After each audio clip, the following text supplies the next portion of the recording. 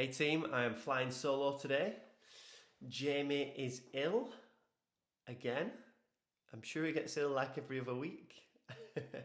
um, so I'm going to be going through the week starting the 28th of March. This is the week post quarterfinals. Depending on what quarterfinals workouts come up, we may drop one or two workouts on you the next week in a class format as a class program like we do normally, just so if you feel like you want to kind of test your members a little bit more, make them feel part of the kind of wider community, they can obviously get involved. We'll suggest days that you should put those workouts in as well. So we'll be doing that. Other thing, the week after this will be the start of a new phase. There'll be specific goals again. We'll give you a good outline of what to expect going forward, and also longer term, what the plan will be for kind of the next 3 to 6 months as well. It's just to give you a little bit of a taste, it's quite likely that we'll keep things pretty broad. So what I mean by that is that we'll have a period in this next phase where we're kind of touching on all different kind of workout stimulus, just so we're getting some good varied training, because it can get quite monotonous training for the Open. I know we don't specifically, train for the Open, but what I mean by that is there'll probably be more running in the program. It'll be a little bit more varied. There'll be stuff, that's not just in the gym. There'll be more unusual kind of elements in there if we can get them in. So yeah. It gives you a very rough guide, but like I said, we'll be going into more detail about that next week, with all the information that you'll need, and hopefully we will have most of the block written up by the end of next week. If not, we'll definitely have the first 2 weeks done for sure. Right, so let's get stuck into the nitty-gritty of this week. So if you don't look, make sure you do look at the videos that I've added for each session through the week. So Jamie and myself, when we met up in December, we put together some coaches development videos, some troubleshooting videos that can help coaches when they get into sticky situations and they're not quite sure how to fix a problem. We've kind of give you our way to sort out a problem. So I've added these in throughout this week, and I do usually do it, but it's just a little bit of a reminder that watch them, refresh your memory. They're all less than 5 minutes, so they're pretty quick to go through and watch. And there could be something that jogs your memory, you pass on to members, and they pick up something new, they get it down, they're happy, you're happy. So that's something I would suggest just checking out, both on Fitter and Boxmate if you use Boxmate as well. So yeah, pretty much every day there is a coach's development video in for this week. So going into the specifics of Monday, we have an alternating EMOM start of some strict work. We've got pull-ups, we've got push-ups in there. And the focus here should be hitting a good amount of volume with good quality is the main focus.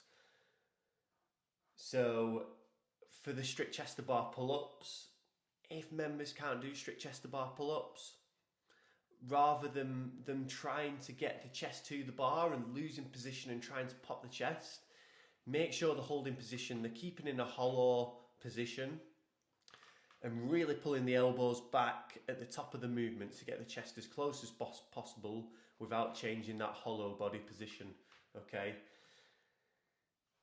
Every rep, I would emphasize getting the chest as close to the bar as possible, even if they know they're not going to be able to get it there. For the push-ups, again, focusing on keeping a hollow body position. Definitely, we don't want to see any reps where we're worming. The body should be going up and down in one motion. So make sure, emphasizing for this first piece, a hollow body position, I would say is the key thing for the first part there. For the workout, we've got it's a good mixed workout. There's buy-in, there's buy-out of machine work, and we've got some toes to bar and wall balls mixed through in a descending ladder. What I would be emphasizing here is that the toes to bar can be done in no more than 2 sets. And to do that, that might mean breaking up the wall balls into 2 sets as an example, or dropping the reps of the toes to bar slightly. It's, again, one of them where if you look at how long it'll take to do 30 wall balls, it'll probably take in and around a minute. You do the 20 toes to bar, if you do it in 2 sets, it may take you in and around a minute. Again, that set of 24 is gonna, if you do it unbroken, take just under a minute, maybe in around 50 seconds. If you break it down the middle, you have 10 seconds rest, that's going to be in and around a minute. So I'd be thinking, or telling members, can you do this amount of toes to bar every other minute? Or how many toes to bar can you do every other minute, as an example? If they know they can't do 20 toes to bar in 2 sets and 16 toes to bars in 2 sets, let's maybe just drop them reps down ever so slightly. So it could be going 15, 12, 9, 6, 3 as an example. Just so we're keeping that intensity up. We've give this week target times, and it'll be good to get your feedback on if you find these helpful or not, and if members find these helpful or not, and if they are in and around that target time as well. So just a bit of a test from our side this week, and just something we want to get your feedback on. On to Tuesday, and the main focus here is on the split jerk. I've added Jamie's split jerk video, and he talks through how he runs a class when he's focusing on the split jerk. So he's there coaching and he's talking through it. I would definitely suggest watching that. I think key things for me on the split jerk that a lot of people tend to get wrong is the front knee going forward of vertical. So ideally we want a vertical shin or the knee to be slightly back from vertical. If that knee goes forward past vertical, it puts the knee more at risk. It's a weaker position. The tension is more on the quad, whereas we want it more on the hips and the glutes, okay? It's also harder to reset from a split if that knee is forward from vertical as well, because you've got to push back further, and especially when the weight is heavier, it's harder to do. Whereas if it's more in the hips and the weight is kind of more directly over the middle of your body and your torso, again, it just all makes it easier. So I would be emphasising in the warm-up, there's the step into split to start, really getting that right and getting people to hold in the split and just going round and adjusting them where needed, and get people to feel the difference between the knee going forward past vertical and where they feel it, and the knee kind of just back from vertical and where they feel it as well. So really focus on that for this first weightlifting piece, and then the second thing I would be trying to dial in is the re-rack.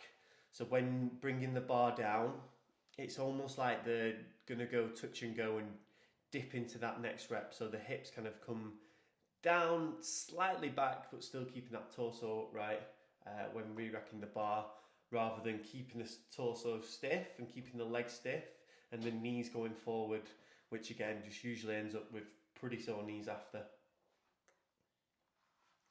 The workout, it's pretty simple. It's 3 rounds. It's going to be fast. I would try and make sure that members, so the main difference here is probably going to be, one, who can keep the chest bar pull-ups unbroken. It wants to be a set that people can keep unbroken all the way through. So if you've got to drop that number ever so slightly from 10, feel free, or get that point across that, you know, we want to be aiming for 90 seconds to 2 minutes per round. The other thing that's probably going to slow down people is the speed of the burpee box jumps. So I'd be going through a few techniques on how you can speed up and slow these down. So for example, I would maybe emphasize using 2 different techniques on this workout for burpee box jumps. We want to start out somewhat hard. So ideally we have a 2-footed pop up out the burpee, 2-footed jump onto the box. And you might step back down. And then for the middle round, it could be just to keep that heart rate under control. You step up out the burpee, jump up on the box. You might jump back down. And then the last round, like, there should be enough to go all in, sprint that last round. And that'll be, again, that 2-footed takeoff, 2-footed coming up out the burpee, 2-footed jump onto the box. So just go through a few different burpee box jump techniques there. And then obviously the other one for the workout is the heavy dumbbell snatch. So knowing how to control the dumbbell down, because that will be what's really throwing people off. It's only 8 reps, but if you can keep it touch and go, you're going to be a lot quicker there than someone else that's having to go off the floor every time. So as an example, keep that dumbbell as close to your body as you can. Don't let it pull you forward. Or maybe try bringing it down to your shoulder first before you then swap hands, as an example. Or it could be you take it straight down to the floor, but that other hand is there and ready and waiting to dumbbell snatch it with the next side. So there's plenty to go through in that workout, even though it's pretty short. For Wednesday, we have got snatch on snatch on snatch. This is a great format that we really like. It's an EMOM format. The reps start higher, you're going to get less rest, you're going to be getting that heart rate up a little bit more at the start. So you've got 3 reps to do in the first 5, on every minute for the first 5 minutes, and then they drop for the second 5 minutes, and again for the final 5 minutes. The weight goes up each time as well when we drop the reps. I would really be getting the points across of being accurate on every rep. So what I mean by that is we don't want any steps forward or any steps back. If there is, let's bring some burpees into the mix, okay? So it's gonna be that balance, especially in that first 5 minutes, of not rushing your reps too much, but making sure you're being on it and not taking too long a rest between reps. Because as you go through these EMOMs, you'll probably find that your heart rate comes down. If you've been hitting good reps through the first 5 minutes, the bar path's dialed in, and then it probably gets easier as the weights get heavier. So set the rules for that, and let's just create a bit of a fun atmosphere when we're doing that EMOM. And emphasize that point because there's no workout after this today. It's like, let's be on it going into this EMOM from the start and bring the intensity there. For the accessory work, so we've got tempo snatch pulls. We've had a similar format of these over the past kind of phase through the open. We've just kind of kept some pulls ticking over in there, just keep that bar path on point and making sure when we pull that bar off the floor it feels light. So the tempo means 3 seconds on the way up, and I would be really focusing here on telling members which muscles they should be using, and the same on the way down, making sure that barbell stays in contact with the body and positioning on the way down. So the bar path and your body positioning should be the same on the way up and the same on the way down as it was on the way up, but you're just doing it in reverse. So get that point across on the tempo snatch pulls, and then we've got a bit of core work with them, some side plank reach throughs. Thursday, our usual mover and groover, but it's more of a monostructural session. So we have running and rowing, and you'll probably find that this piece does get harder as you work through the 30 minutes. So it's in groups of 3. One person runs, one person rows, one person's resting. You rotate through when both people have finished the run and the row. With the row being second, you'll probably find that keeping the same pace on that all the way through will get harder and harder each time. And same for the run, trying to keep that same pace every time will get harder and harder. So the first round, it shouldn't be send it. It should be a hardish pace that you know you can maintain. So the first round or 2 will probably feel somewhat easy, and then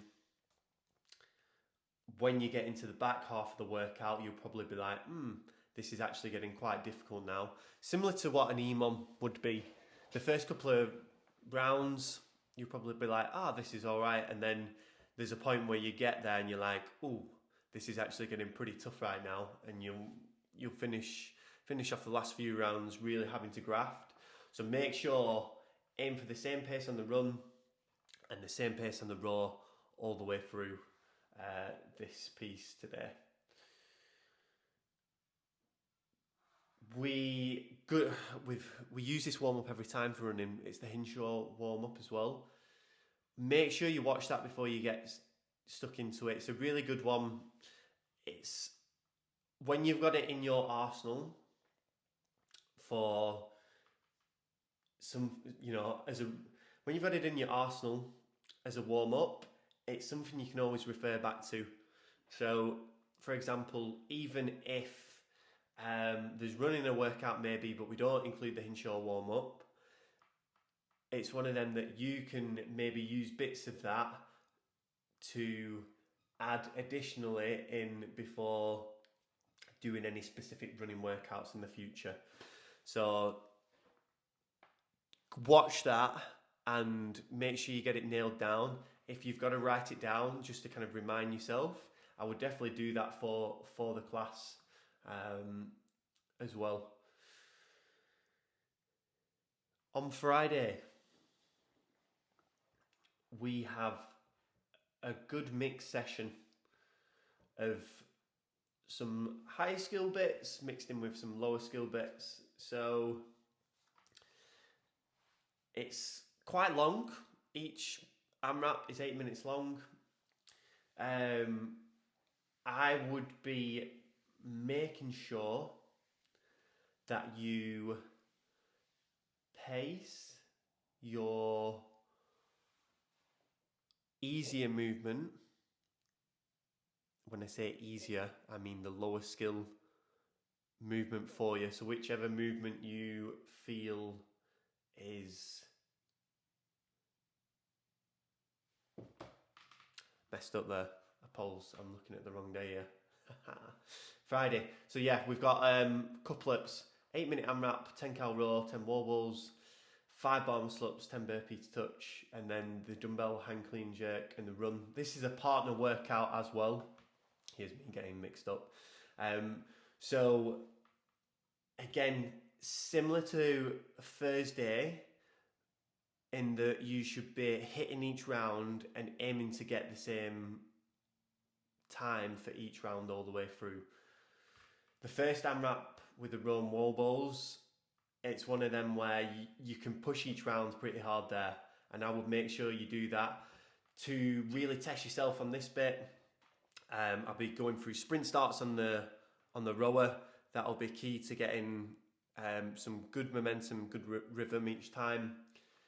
And rep speed on the wall balls. Now, it's very hard to do, but trying to speed up your reps on wall balls is also like, it's a good skill to have. And it pretty much comes down to like, how fast can you pull that wall ball down with you into the next squat? So rather than kind of waiting for the ball come to you, it's grabbing the ball, keeping your hands up, grabbing the ball, and then pulling that down with you and going back into the next squat. Then we're into bar muscle ups and burpee to touch. So this will vary for a lot of people. The bar muscle ups need to be unbroken. So first off, it's choosing what amount of bar muscle ups you can do unbroken. If you can't do bar muscle ups, switch to chest to bar pull ups or jumping bar muscle ups if you want to kind of get the skill dialed in more. And after that, it's really pushing the burpee pace to something that's uncomfortable, but not like a full send, because you want to come back round to those bar muscle ups, the chest to bar pull ups, and be hitting the same amount of reps every time. So make sure like you're pushing the pace on the burpees, but that it's not full send there, would be my advice. We then finish off with some running and alternating hang clean and jerks with a dumbbell. Key thing I would be going here is through the hang clean and jerk and how you can speed up cycling that hang clean and jerk. Similar to the wall ball, it's probably one of them where pulling it down faster is going to be one quicker way. Another key one for me would be pulling the dumbbell onto your shoulder and already being in the dip before driving up into the jerk. So knowing how to speed that up would be good to be going through before you start that final 8-minute AMRAP. So when dialing in the movements, I've picked on wall balls and the sprint starts on the rower. Bar muscle ups, obviously there's plenty of skill work to be going through there. And then on the hang clean and jerk, ways that you can speed that up is what I'd be looking to go through. On to Saturday. So for Saturday, we have some short AMRAPs.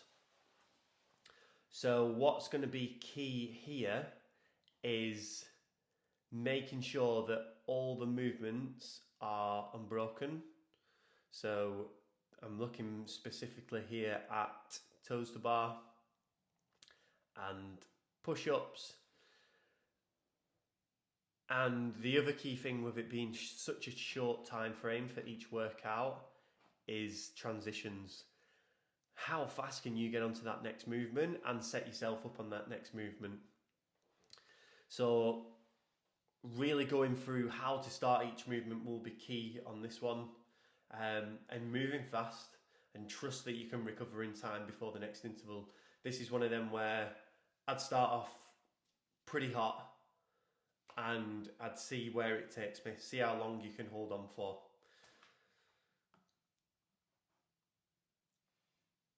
For Sunday, wrapping up the week, this is one from lockdown again, and I remember this one very well. Friday. So yeah, we've got couplets, 8-minute AMRAP, 10 cal row, 10 wall balls, 5 bar muscle ups, 10 burpee to touch, and then the dumbbell hang clean jerk and the run. This is a partner workout as well. Here's me getting mixed up. So again, similar to Thursday, in that you should be hitting each round and aiming to get the same time for each round all the way through. The first AMRAP with the row and wall balls, it's one of them where you can push each round pretty hard there, and I would make sure you do that. To really test yourself on this bit, I'll be going through sprint starts on the rower. That'll be key to getting some good momentum, good rhythm each time. And rep speed on the wall balls. Now, it's very hard to do, but trying to speed up your reps on wall balls is also like, it's a good skill to have. And it pretty much comes down to like, how fast can you pull that wall ball down with you into the next squat? So rather than kind of waiting for the ball come to you, it's grabbing the ball, keeping your hands up, grabbing the ball, and then pulling that down with you and going back into the next squat. Then we're into bar muscle ups and burpee to touch. So this will vary for a lot of people.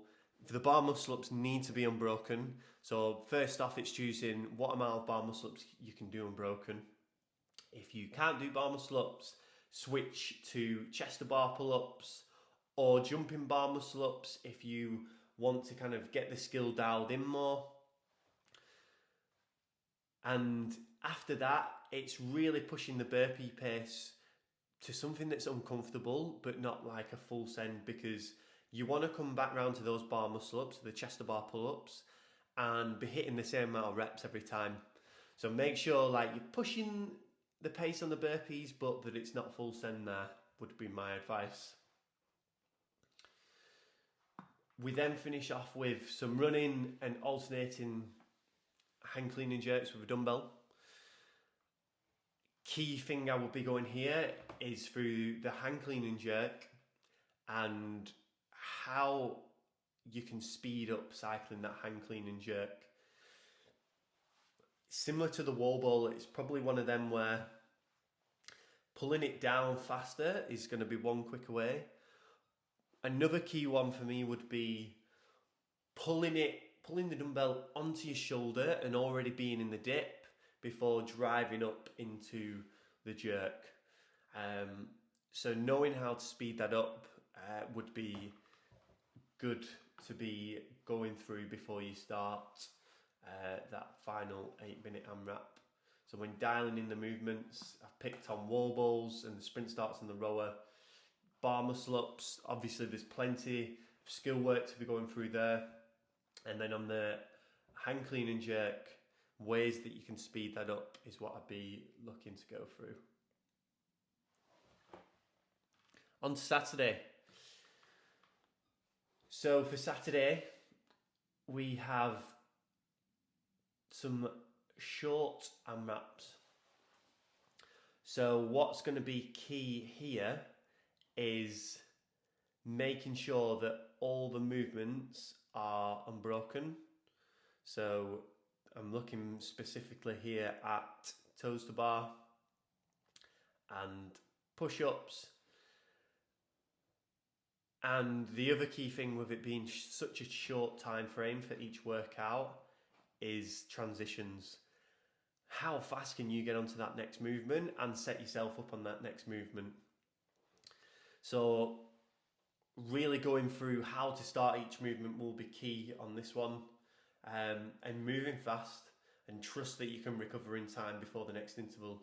This is one of them where I'd start off pretty hot and I'd see where it takes me, see how long you can hold on for.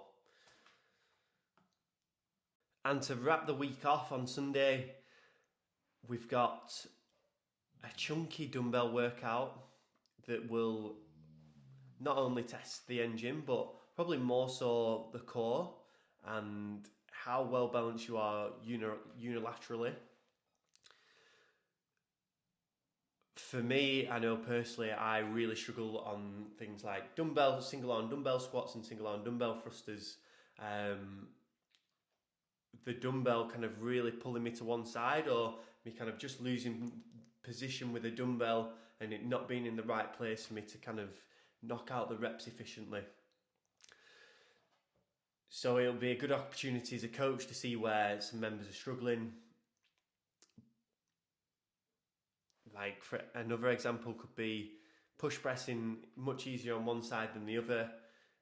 What's a little tip that you can give to help members, maybe improve on the weaker side? For example, on the dumbbell push press, I know I can do the reps much snappier on my right than I can on my left. For the left side, I really have to focus on keeping that dumbbell in tight. I should feel my lat doing a bit of work when I bring that dumbbell down and dip down, but also just making sure that I'm not being soft and I'm not letting that kind of side cave down on whichever side the dumbbell's on. So yeah, a good kind of test of the core. This workout is, and then with some core work to finish after that, that's body weight based. So a really good kind of test, and good for getting tension before we start the new phase tomorrow. That wraps up this week. Plenty of detail there that you can go into. And like I say, for next week, or for the week after, for the new phase, we will be dropping as much information on you as we possibly can, so that you are prepared and your members know exactly what the plan is going forward as well. Cool, great stuff. I will catch you next week.